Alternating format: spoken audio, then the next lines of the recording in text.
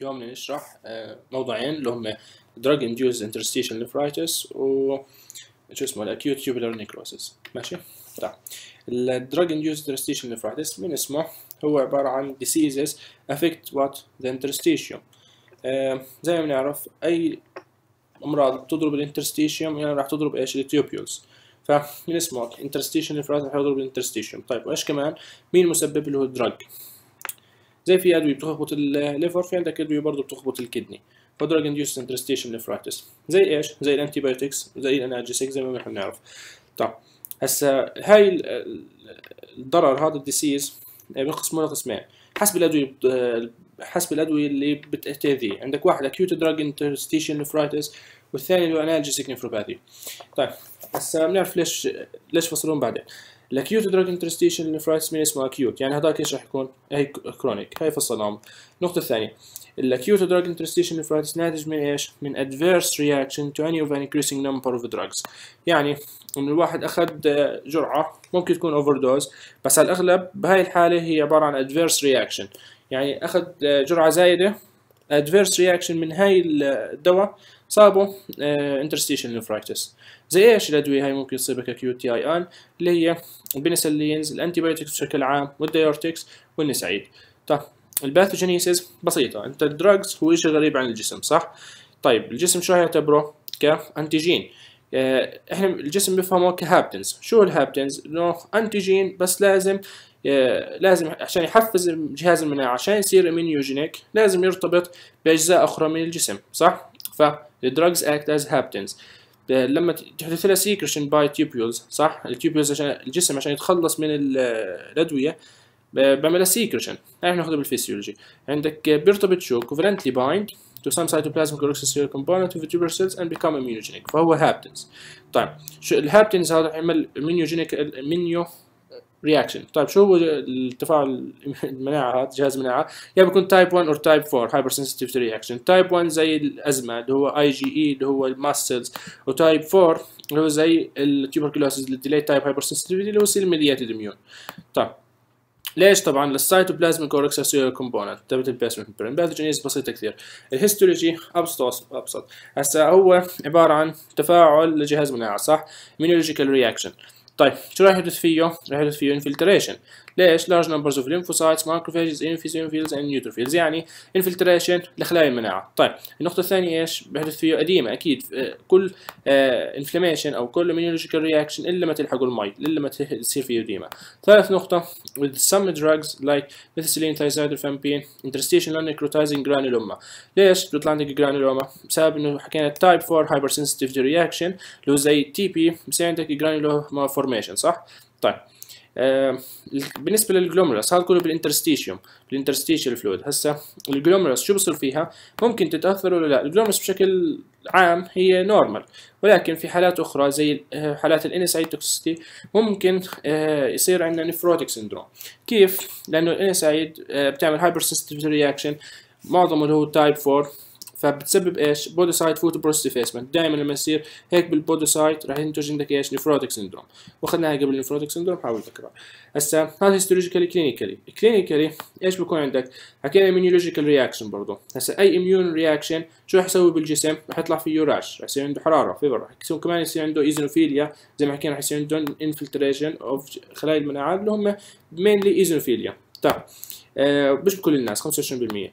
بالنسبه للرينال ابنورماليتيز هي سيستماتيك مانيفستيشن. طب الرينال ابنورماليتيز بكون عنده اعراض النفروتيك سيندروم، ممكن ممكن لا، بس مينلي اللي هي ليوكوسايتويوريا اللي حكيناها انفلتريشن اوف خلايا جهاز المناعه اللي هم الليوكوسايتويوريا. مايلد بروتينيوريا، هيماتويوريا ممكن يكون موجودات.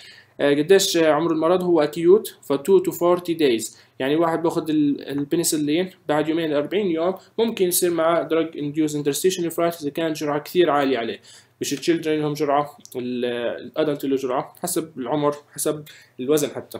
طيب بالنسبه للويست برودكتس راح يزيد اكيد الكرياتينين لانه بصير عنده بروتينيوريا زي ما حكينا اللي هو فريتك سيندروم. بصير عنده اكيوت رينال فيلير والاوليجيوريا برضه لان الجي اف ار برضه قل، فبصير عنده كرياتينين قليل والاوليجيوريا ديفلوبس ان اباوت 50%. هاي الدكتور ركز عليها احفظها، هذا اخر سطرين. اخر نقطه بحكيها it is important to recognize drug induced renal failure. مهم تعرف انه هذا الرينال فيلير، واحد جاك مريض مع رينال فيلير، اوكي عرفنا شو سبب وفاته، طب ليش مع drug induced renal failure؟ طيب هسه بحاله ثانيه انه شو بدك تسوي معه؟ بتحكي له وقف الدواء بصير معاه ريكفري، بس ذاتس ات. كل زي الادويه اللي بتخبط الليفر، وقف الدواء بطل معاه دراج انديوز هيباتايتس، برضه هون دراج انديوز نفرايتس، وقف الدواء بصير عندك ريكفري، طبعا بس بتاخذ فتره months to years. هاي الصوره الدكتور مركز عليها دراج انديوز interstitial نفرايتس، مش عارف شو بدي احكي عنها، بس بحكي لك انه بروميننت يوزن فريك المونونيوكلير انفلتريت، بشكل عام في هون خبصه بس. الثانيه اللي هي انالجيسيك نفروباثي. الانالجيسيك نفروباثي هم عبارة عن individuals consume large quantities of analgesic ولازم for long period of time. اوكي طيب هسا ايش هم الانالجيسيك؟ اللي هم مجموعة من الادوية اللي هو فيناستين، ميتابولايت بالاستامينوفين اللي هو البنادول، عندك اسبرين وكافيين وكودايين، بشكل عام اللي هو البين كيلر. اوكي طيب شو بسبب هذول كلهم؟ بسبب كرونيك انترستيشن نفرايتس، هذيك اكيوت هاي كرونيك. طيب والكرونيك اللي بتمتاز كميزة اضافية اللي جاي مع الباكج اللي هي رينال بابيلاري نيكروسيس، هاي مهم نركز عليها. هسا الاسبرين والاستامينوفين هم الميجر كالبريتس while they can cause renal disease. هاي انه بحكي لك انه ممكن يصير يعني الانالجيسيك يا بتكون واحد معاه رينال ديسيز وصار عمل كونسبشن كثير على الانالجيسيك فصار معاه رينال فيلير، او انه اصلا ما عندوش رينال ديسيز بس اوفر دوز فروم اسبرين صار معاه رينال فيلير. طيب الباثوجينيسيس مهمه. البابيلر نيكروسيس هو الانشال ايفنت. هسه بتذكرك بشغله، البابيلر نيكروسيس حتى انا مر معنا منطقتين، المنطقه الاولى اللي هي بالاكيوت بايلونيفرايتس، المنطقه الثانيه اللي هون الانالجيسيك نفروباثي. بالاكيوت بايلونيفرايتس بيحدث في اخر المرض، هون بالانالجيسيك هو انشال ايفنت، باول المرض بصير عندك بابيلر نيكروسيس وهو سبب المصايب، ماشي. بعديها بصيبوا انترستيشن نفرايتس اند اوفرلاين جرينال بارنكاما. هسا استامينوفين، ليش مثلا الاستامينوفين مميز لهالدرجه اللي بسبب الكرونيك انترستيشن نفرايتس؟ لانه بيعمل كوفالنت بايندينج واكسيديتيف دامج، هاي مهمه اوكسيديتيف دامج. طيب بهاي الطريقه بيعمل انجري للسيلز. طب الاسبرين زي ما بنعرفوا شو هو وظيفته؟ بيعمل انهبشن للبروستاجلاندين سينثيسيس. طب شو هو البروستاجلاندين؟ البروستاجلاندين زي ما بنعرفوا فازودايليتور، صح؟ هسا الفازودايليتور راح يعني فيش عندك قلل البلود فلو، ما في عندك البلود فلو الرينال كويس، بصيبه سكيميا، وصاب سكيميا للبابيلاري فبصيبه نيكروسيس. Papillary damage may be caused by a combination of two things، يعني انه direct toxic effects of phenacetin metabolites اللي هي oxidative damage، او ممكن ischemic injury to both tubular cells and vessels اللي هي mainly اسبرين هيك بيسوي، لانه بيقلل البروستاجلاند vasodilator، يعني بيخلي vaso constriction يعني بيقلل البلود فلو، يعني بصيبه سكيميا وبصيبه نيكروسيس. طيب جروسلي هيستولوجي كلينيكالي، جروسلي عندك النيكروتيك بابيلي كيف بتبين؟ يلوش براون، مهمه بس احفظ ثلاث كلمات، نيكروتيك بابيلي بير يلوش براون. ليش؟ لانه هو المرض هذا ناتج من تجمع الدواء في البابيلي.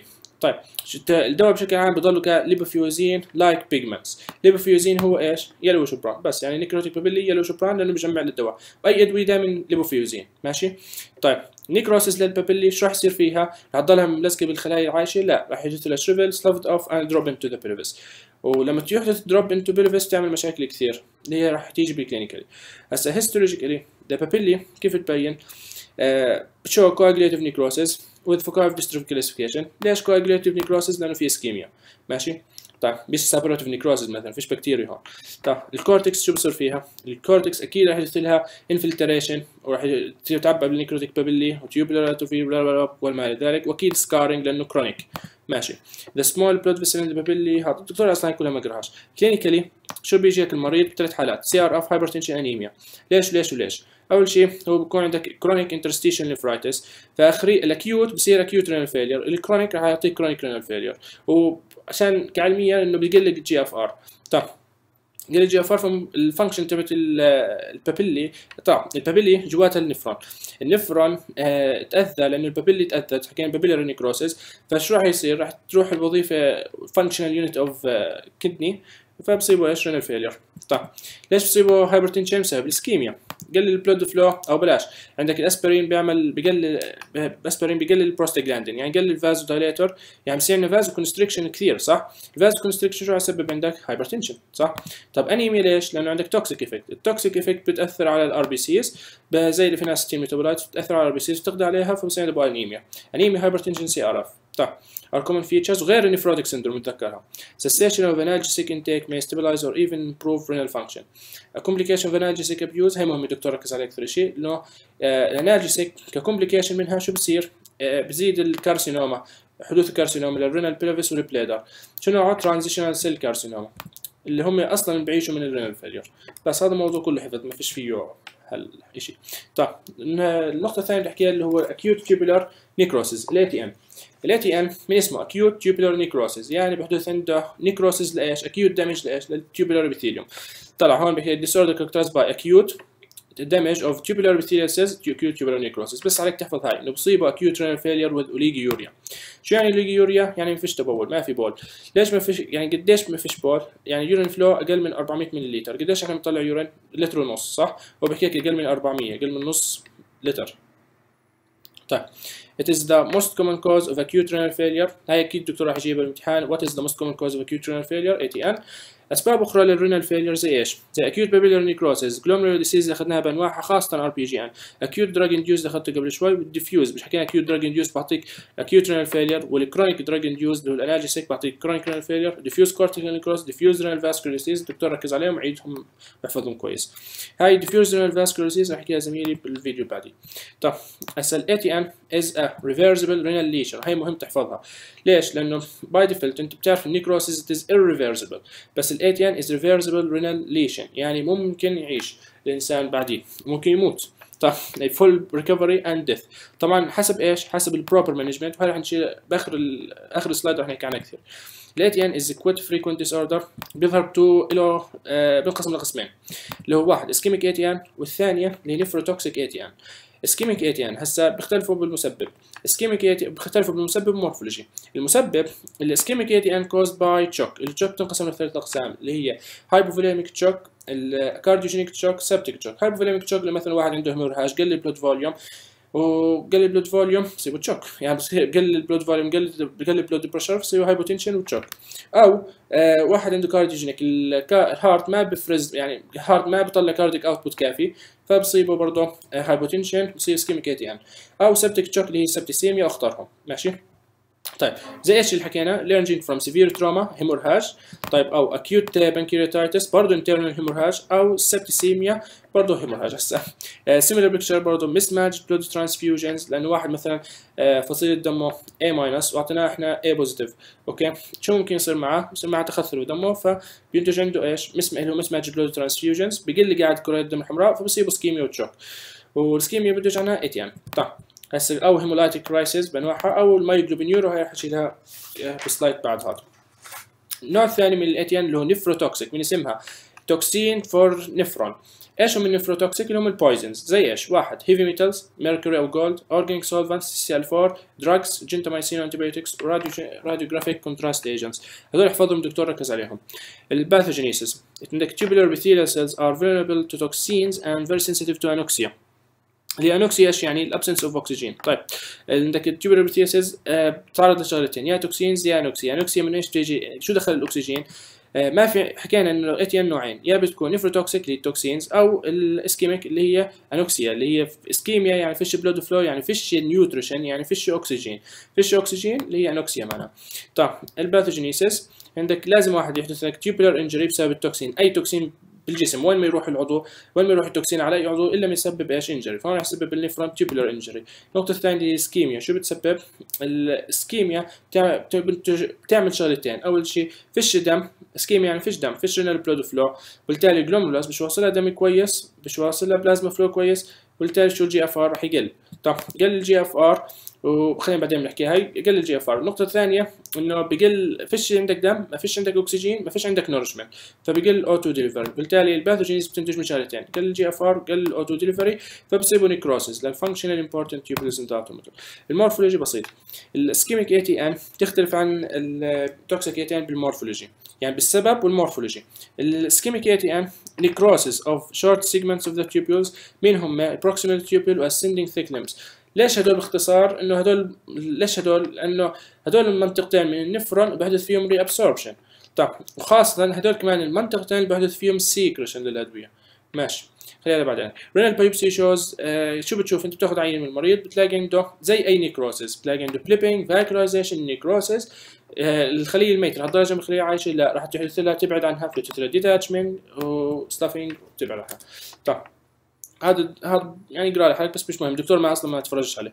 هذا سلايد بس بفرجيك فايش داتا شو طيب هذا سلايد مش عارف بدي احكي عنه، الدكتور اصلا ما ركزش عليهم. طيب النقطة الثانية بالهيستولوجيكال اللي هو بروتينيشوس كاست. البروتينيشوس كاست اعتقد هذول حمر. البروتينيشوس كاست، هسه كاست هي عبارة عن أي تجمع لأي مجموعة، بس أي مجموعة هيك شلة جاي مع بعضها بسموها كاست، سواء ار بي سيز كاست رح تيجي بالديسيز انفولفد بلود فيسلز، أو بروتينيشوس كاست اللي هي عبارة عن مجاميع من البروتين. طب شو هي البروتين؟ مش البلازما بروتينز، لا بروتينز أخرى. من وين؟ اللي هي بتطلع من tubular epithelium. هسه ترى كيف عندك لما يصير عندنا هيمورهاج الجرح نفسه الاندوثيليوم للبلود فيسل بفرز لك شيء اسمه اندوثيلين، صح؟ اندوثيلين بيعمل فاز كونستركشن بسكر الجرح.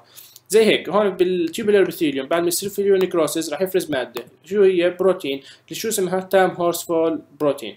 طيب هذا تام هورسفول بروتين بزيد كثير بتجمع بعض، هون بعطيك شيء اسمه بروتينيشوس كاست، وهي مهم كثير عشان تحكي عنه اسكيميك اي تي ان.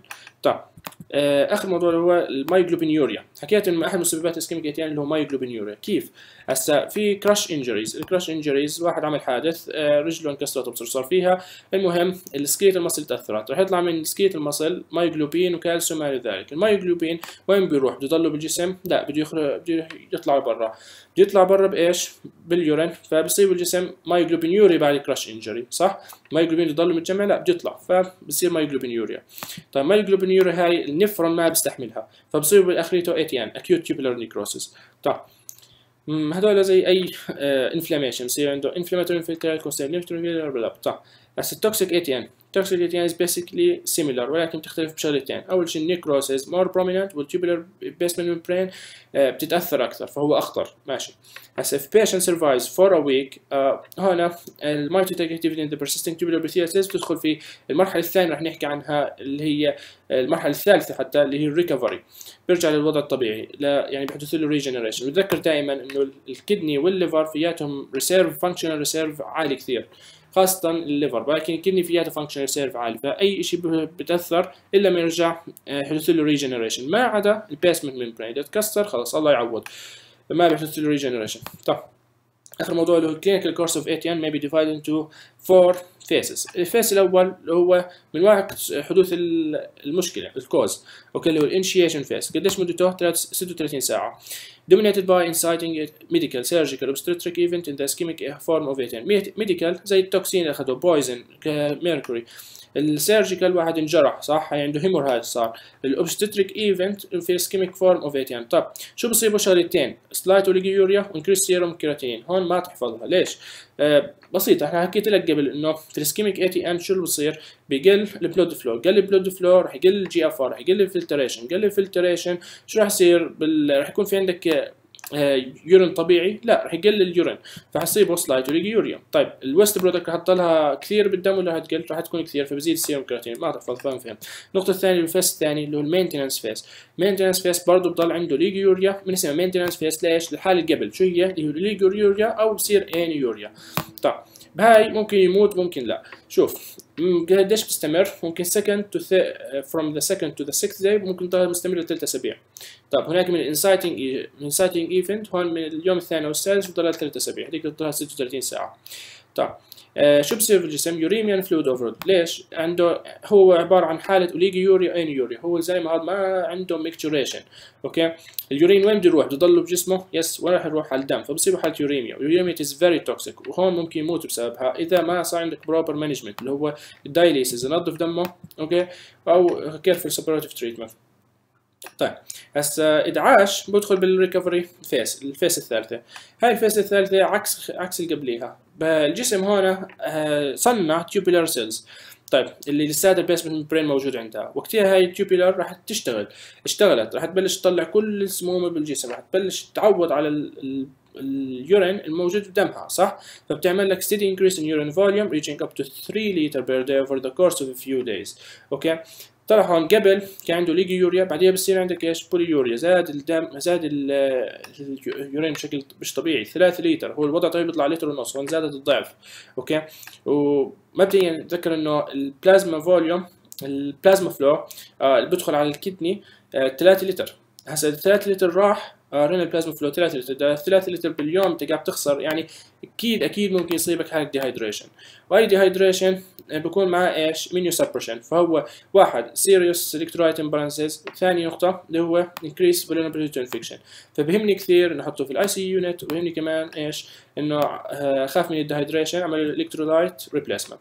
طيب for these two reasons 25% of the deaths from ATN occurred during this phase. اخر فيس اللي حكي عنها اللي هي الفاينل فيس، هون امه دعياله الحمد لله ضل عايش بعد كل هاي المصايب واستمر وصار individuals well-being طبيعي. modern methods of care patients who don't die from underlying precipitating problem have 90% to 95% chance of recovering from ATN. طبعا بعد ما يحدث regeneration للتوبيولز وتخلص من حالة هون ضل عايش على الدايليسيس ودخل بالفيس الثالثة ومشي وضعه واستمر. بس that's it. Thank you all.